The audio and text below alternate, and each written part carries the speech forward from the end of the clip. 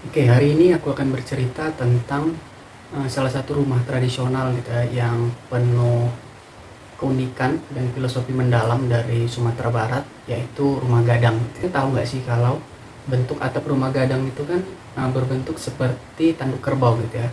Jadi sebenarnya ada cerita legenda di balik bentuknya itu. Dulu kala gitu ya, ketika terjadi perselisihan lah gitu ya antara masyarakat Minangkabau dengan kerajaan tetangga.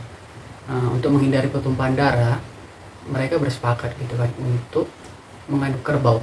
Cerdiknya gitu ya, orang Minang ini mengadu anak kerbau yang lapar dengan kerbau besar milik lawan. Anak kerbau ini lapar, akhirnya dia menyeruduk perut kerbau besar sampai tewas gitu ya.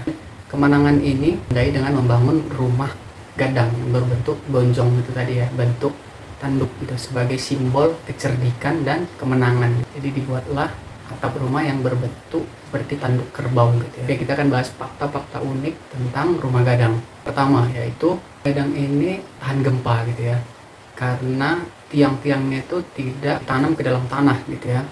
Jadi dia berdiri di atas sehingga jadi fleksibel kan, dan ini sesuai gitu ya dengan kondisi alam di Sumatera Barat karena daerahnya kan rawan gempa. Dua yaitu rumah ini dibangun tanpa paku. Sistemnya adalah sistem sambungan, sistem pasak gitu ya. Jadi rumahnya itu jadi bisa lebih fleksibel gitu kan kalau terjadi pergerakan karena gempa. Ketiga, rumah ini hanya diwariskan kepada perempuan, matrilineal kan mereka, artinya hanya anak perempuan lah yang berhak mendapat warisan rumah gitu ya. Jadi dari sini tuh kita bisa belajar banyak hal gitu kan dari cagar budaya ini. Nah, banyak pesan gitu yang mendalam gitu kan yang bisa kita gali gitu ya.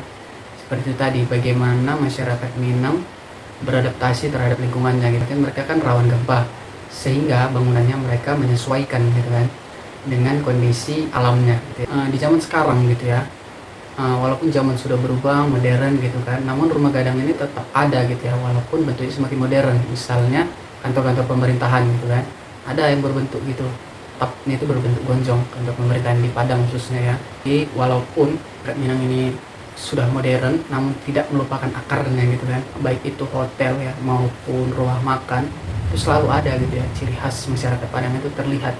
Artinya budaya ini kan masih sangat terjaga gitu ya. Menurutku inilah yang harusnya gitu ya dilakukan gitu kan, bahwa zaman boleh berubah gitu, namun nilai-nilai yang melekat gitu ya di diri kita sebagai suatu bangsa tidak boleh luntur gitu kan, walaupun akan ada penyesuaian. Dan semoga rumah gadang beserta nilai-nilainya tetap lestari, tetap terjaga, dan kalau bisa semakin berkembang lagi gitu ya.